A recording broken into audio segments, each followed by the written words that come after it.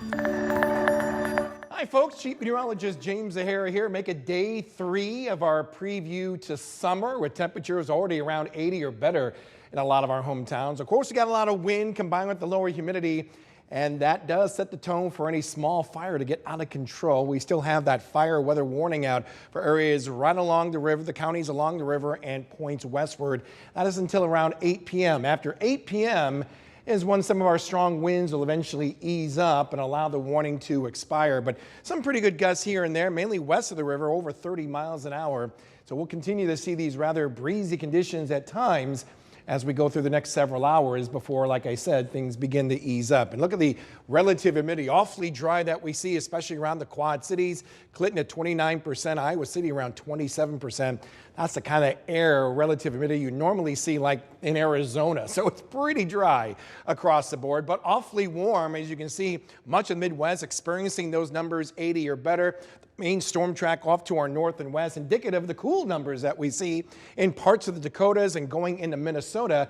And around along that transition is where we are seeing our next chance of wet weather. We'll put the boundaries in. There was that area of low pressure, and that is still on track to be impacting us with some showers, a few storms that could be embedded as well, some wind, and by the end of the weekend, some much cooler conditions. But it's going to be taking a sweet time because those strong winds or loft are actually parallel to these boundaries, which is a sign that the movement of this system is going to be ever so slowly. So that's why we don't expect this to be impacting us until we get to about Saturday morning at the earliest. Take a look at our future track, and we can kind of verify all this through the overnight hours into early tomorrow morning, and maybe a few clouds as we head overnight. But temperature-wise, still looking pretty good with lows once again only dropping around the low to mid 50s.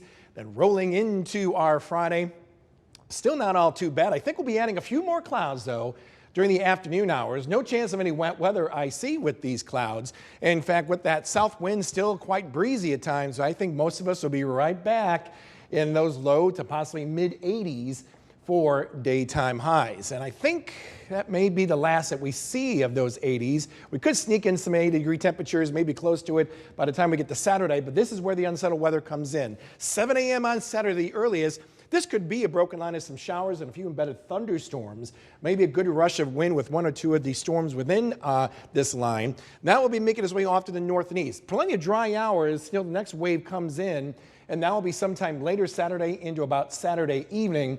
Eventually by Sunday, we get in the backside of the system, keeping those scattered showers in the forecast, but with those brisk northwest winds behind this system, yeah, what a drop in temperature. So we'll go to close to 80 on Saturday and struggling to reach 50 for the daytime high on Sunday. Fortunately, things dry out as we make our way in the new week. We start off a little cool, then rebounding nicely with those temperatures back in the 70s as early as next Wednesday.